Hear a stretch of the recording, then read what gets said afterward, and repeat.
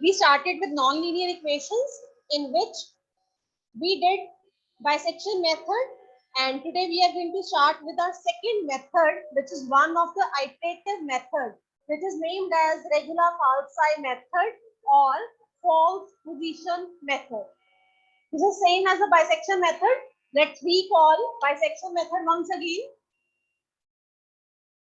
In bisection method, what we did, we are given any function fx equal to 0 and we need to find root of this particular equation. There, then how we started? Step number 1, we have to choose two initial approximations x1 and x2 such that when we multiply the value of function at those two initial approximations, their product should be negative. That means they should be of opposite sign, not the initial approximation. Rather, the value of the function should be of opposite sign. Then what was the second step? We have to find x3, which is given by middle point of x1 and x2. That means x1 plus x2 divided by 2. Step number 3, find value of the function at x3 at the middle point. Whenever you need to find value of the function, from where you will find? From the given statement fx equal to 0. You will simply replace x with either x1 or x2 or x3, whatever you require. Then step number 4, we need to check one condition. What was the condition? If fx1 multiplied by fx3, this is negative, first condition, or it may be possible that fx1 into fx3 is greater than 0. Two possibilities are there. In the first option, we need to replace x2 with x3. x1 will remain same. What is our initial interval? Initial interval is x1 and x2. Either x1 will be replaced by x3 or x2 will be replaced by x3. According to these two conditions, if after multiplication of fx1 and fx3, we got negative value, then x2 will be replaced by x3 and x1 will remain same. But if after multiplication we get positive value, in that case, x2 will remain same and x1 will be replaced by x3. I hope it was clear to everyone. This is all about for the first iteration. In the madam same fourth number पर repeat करना फिर से. Step number fourth number. Fourth, this is the condition. We have to check this condition at every iteration. We have to multiply fx1 with fx3, value of the function at x1 and value of the function at x3. Now there are three possibilities. Either this is negative or this is positive. Let us consider one more condition. We don't take it tomorrow. It may be possible that fx1 into fx3 equal to 0. In this case, x3 will be the required root. We will stop here. If fx1 into fx3 will be equal to 0, then whatever x3 will be there in current iteration, that will be your required answer. Now, it may be positive, it may be negative. Clear? Now, if it is negative, then x1 will remain same and x2 will be replaced by x3. And if after multiplication we got positive value, in that case x2 will remain same and x1 will be replaced by x3. That means these two will be our new search interval. That means for second iteration, this one will be our x1 and this will be our x2. Similarly, this will be our x1 and this will be our x2. Clear? Now we need to repeat these steps again and again and again. Clear? At every iteration, we need to compare the value of x3. We need to compare the value of x3. If it will repeat itself at least up to 2 decimal places, then we will stop there. Let us suppose at some iteration, the value is 4.96874. I told you earlier that you need to take at least 5 or 6 places. In iteration number 1, let us suppose in second iteration you got 4.87656. In third iteration, now see, nothing is repeated after decimal. Before decimal, it should be same. After decimal, it should be same at least up to 2 places. In third iteration, let us suppose we got our answer as 4.89675. Now, up to one decimal place, it is equal, but we need at least up to two decimal places. That means we need to continue. In fourth iteration, let us suppose the answer is these all are the values of x3. In fourth iteration, let us suppose we have 4.89758. Now we can compare that 4.89 is repeating itself. That means how we will write down our answer. Therefore, x is equal to 4.83 is the required solution. And this will happen up to 6th, 7th or 8th iteration. I'm only giving you an example. Start with our regular Falsai method. This is same as that of bisection method. Only the formula of finding x3 is different. Remaining equation is same as that of bisection method. So please write down in this method. In this method, x3 is given by x1 multiplied by fx2 minus x2 multiplied by fx1 upon fx2 minus fx1. This is a way of finding x3. This is only different thing. Otherwise, the sum is same as that of bisection method. You can write down the steps once again. What are those? First step, choose x1 and x2 such that fx1 multiplied by fx2 is less than 0. Less than 0 implies negative. Here, so we have to choose this x1 and x2. How you choose x1 and x2? You put x equal to 0, 1, 2, 3 and so on up to where? In fx. And you continue until you get opposite sign of the function. You continue putting 0, 1, 2, 3 until you get different signs of the function. Maybe first positive, second negative, or maybe first negative and second positive. That does not matter. Then step number 2, find x3.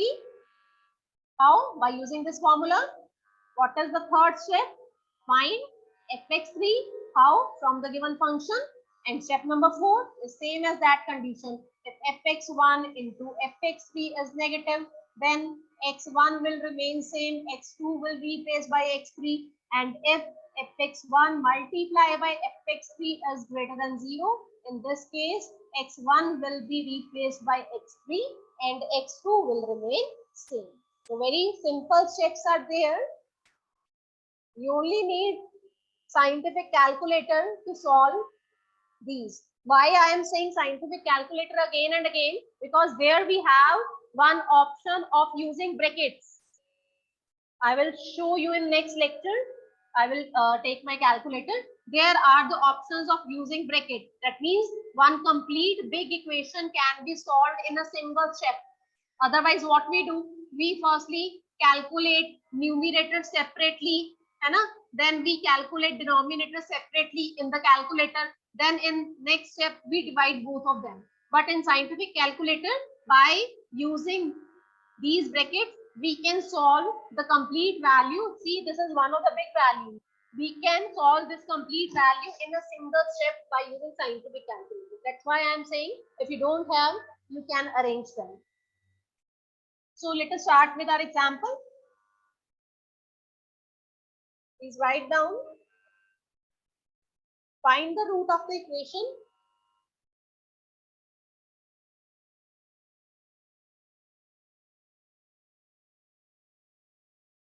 Find the root of the equation.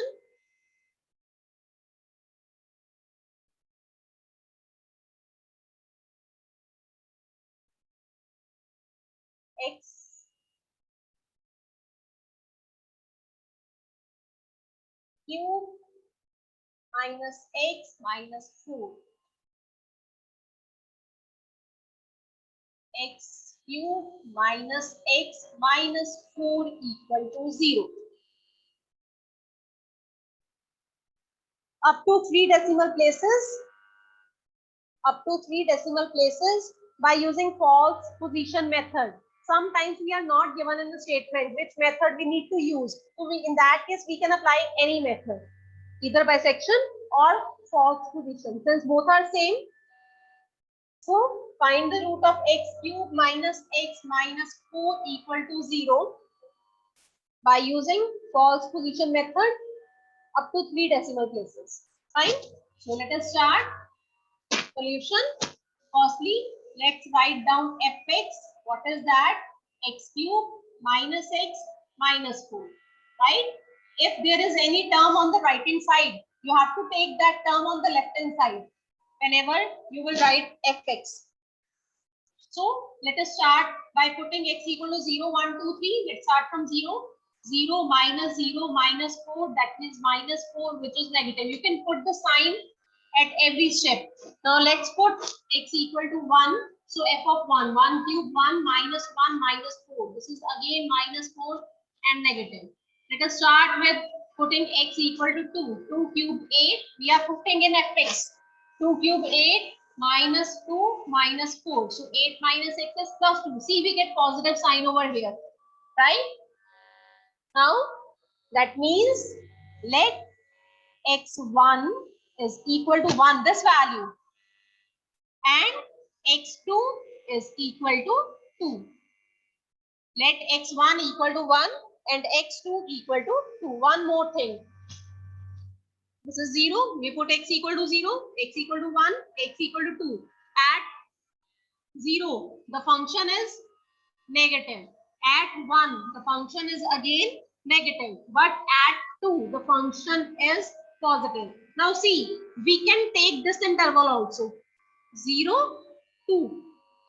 We can take this interval also. That is x1 equal to 0 and x2 equal to 2. See, values of function is of opposite sign. One negative, one positive. This is only condition that at one point function should be negative, at another point function should be positive. But this will lead to more iterations as compared to interval 1, 2. Is it clear? Why? Obviously, it is understood. If you take big gap, it will lead to big pressure. But if we have the possibility of taking 1, 2, then see, the gap is half as compared to 0, 2. I hope I am understood. The more gap you will take, हो सकता है कि at the point 3 it will be again positive. You can take 0, 3 also. Why? Because at 0 it is negative, at 3 it will definitely be positive. The more gap you will take, the more iterations will be there and it will be very time consuming. So it's better you take small interval so that iterations are minimized. Clear? Now one more thing. You can do one more thing over here. We have proved that at 1 it is negative, at 2 it is positive. You can find 1.5 also if you want to reduce more iterations. Clear? Because in bisection method, what we see, x3 lies between x1 and x2, middle point. Every time the interval became half. Yesterday we did that 50% of interval is there in every new iteration. Every time interval became half. At a particular point, we got our answer. So you can try at 1.5 also. You can, interval will again become more small as compared to 1, 2. It's up to you. Especially in numerical method, there is not single way. Answer is always unique. Whether you take 1.5, 2, you take 1, 1.5. Only the condition you need to check is that value of the function should be opposite. Clear? So, okay. So let's write fx1 once again. That is minus 4 and fx2. That means f at the point 2. This is equal to 2. So let's start with first value of x3, apply the formula x1 fx2 minus x2 fx1 upon fx2 minus fx1. We have all the values. Substitute x1 1 fx2 2 minus x2 2 fx1 minus 4 divided by fx2 minus fx1. So minus of minus will be plus. That means this will be 2 plus 8 upon 2 plus 4. That means 10 by 6. Everyone will get same value. That means our x3 is it 1.666? Yes, ma'am. 1 point. I told you earlier, the more digits you take, you will reach at your answer soon. So I'm going to start with 5 digits. 1.66666. Now what was the next step? Same as that of bisection method. We have to find fx3, and fx3 means f at the point 66666. How to find from the statement? X cube minus x minus 4. That implies fx3 is, you can highlight every value with a rectangle. With our condition, consider fx1 multiply by fx3. Now listen, those who are joining the first day, we don't require value, we require only sign. Now see, fx1 is negative. See, I have written over here. That's why we write in f at the start of every iteration. fx1 is negative, fx3 is also negative. So negative into negative will be positive. We don't need value, we only need sign. Now, according to the given condition, new search interval is fx1 into fx3 is positive. That means x1 will be replaced by x3 and x2 will remain same. And from here, we will start our iteration number 2. Now, in iteration number 2, what is our x1? x3. Now, x1 is not 1. X1 is replaced by x3, which is 1.66666. But x2 is same, which is 2. Clear? Now, again write fx1. It makes you sure that you are proceeding in right direction. Now, what is fx1? This one, minus 1.03709, and fx2, this one, 2. Clear? So it makes you sure that one value is negative, another is positive. Now let's start once again. x3, x1, fx2 minus x2, fx1 upon fx2 minus fx1. Substituting the value. Now you have to use these current values, not previous values. You have to use values of iteration number 2. So let us start. x1, do carefully, into fx2, 2 minus x2 into fx1 upon fx2 minus fx1. Now you will solve it yourself, and the value of x3 is 1.78048. 1.78048. You can check if anyone will get different value. Yes. 1.78048. Yes, right. Okay, ma'am. Now, what is our next step? Find fx3. Let's compare x3 firstly. x3 of iteration number 2 with the x3 of iteration number 1. See, earlier it was 1.66. Now it is 1.78. Before decimal 1 is same, but after decimal nothing is same. That means we have to continue. So let's find fx3 from here, from the given equation. This one.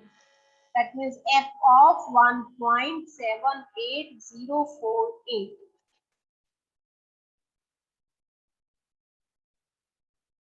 And this value is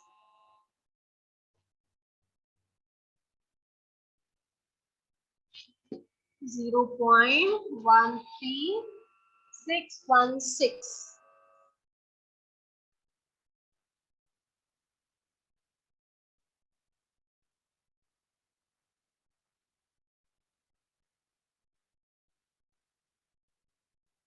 Rajdeep,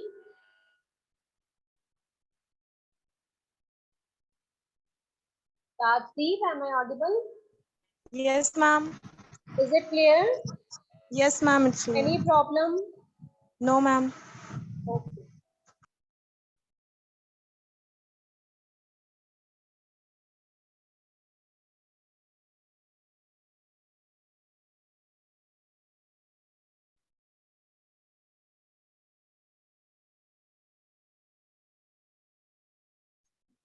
So let's start with our condition.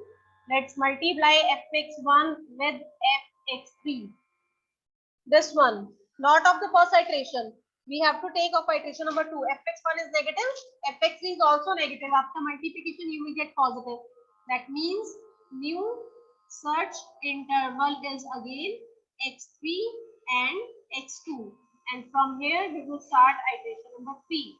Now x1 is again replaced by x3, but this x3, 1.78048. And x2 will remain same. It is 2. Again, write fx1. We have already found this is minus 0.13616 and fx2 is 2. Now x3, again formula x1 fx2 minus x2 fx1 upon fx2 minus fx1.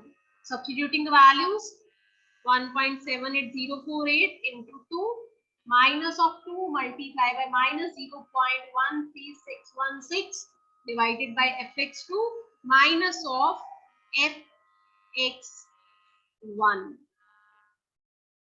You can highlight the value after the end of every iteration. Whenever you find x3, you have to compare x3 to consecutive values of x3.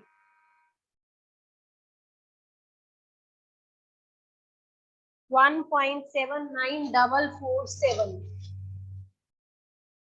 Let's compare. Before proceeding, let's compare. Earlier it was 1.78. Now it is 1.79. See, one digit is repeated. But we have to continue until 3 digits are same after decimal place. So, again consider fx1 multiply by fx3. Now fx1 is negative and we have not found fx3. So firstly let's find fx3. Only after that we can apply the condition. So fx3, that means f at the point 1.79447 and the value is minus 0.01606. Minus 0.01606. Now we have to check our condition. fx1 into fx3. fx1 was negative, fx3 is also negative, total is positive. So new search interval is again x3 and x2. Proceed. Firstly, let's write down the interval. And from here, we have which one? Iteration number 2. Now, in iteration number 4, what is our x1? x3, this one. 1.79447. And x2 is same, 2. Now, listen. When we started from first iteration, the interval was 1,2. See, the interval was 1,2. But now we have reached at 1.79447. 1 and 2. Earlier this was the interval.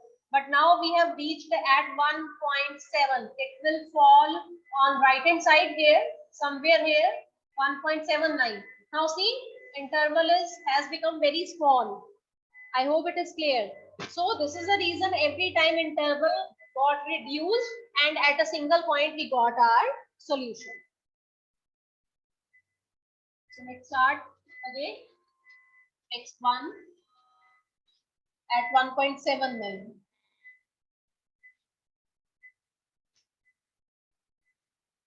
And fx2 is 2. Let's find x3. Same formula.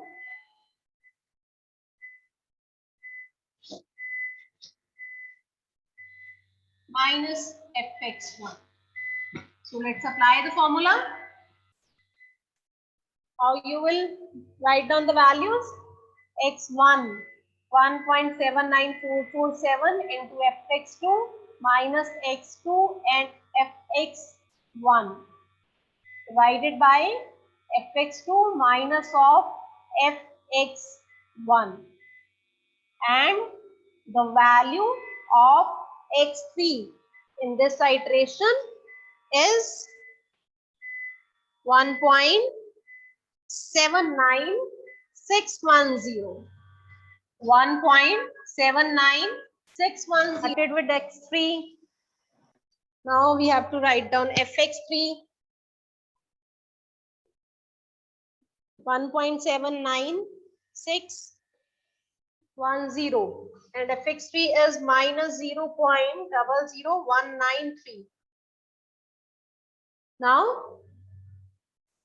let's consider fx1 multiply by fx3. fx1 is negative, fx3 is also negative, total is positive.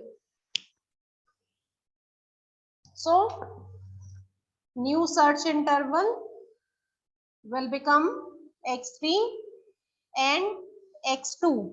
x3 will replace x1 and x2 will remain same. Let's start with iteration number 5. Now new x1 is 1.79610 and x2 is 2. Let's write fx1 once again. fx1 is at 1.79. It is minus 0.00193 and fx2 is 2.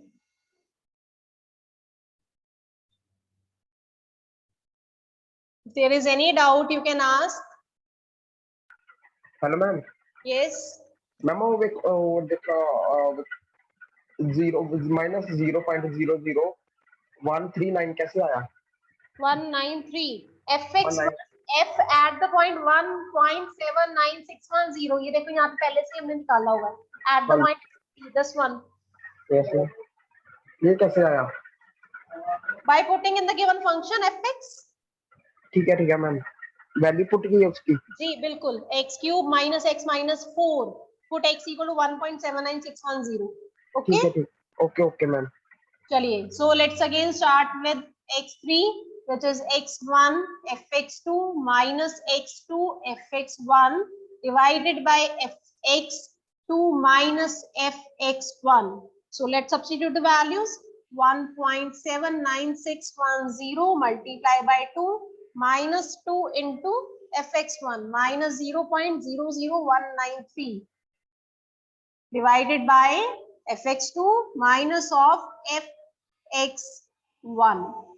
That means after solving, the value of x3 is 1.79629. 1.79629.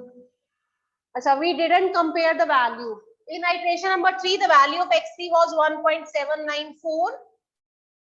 In iteration number 4, value was 1.796. Up to 2 decimal places, it was same. Now let's compare 4th with 5th. 1.796, 1.796.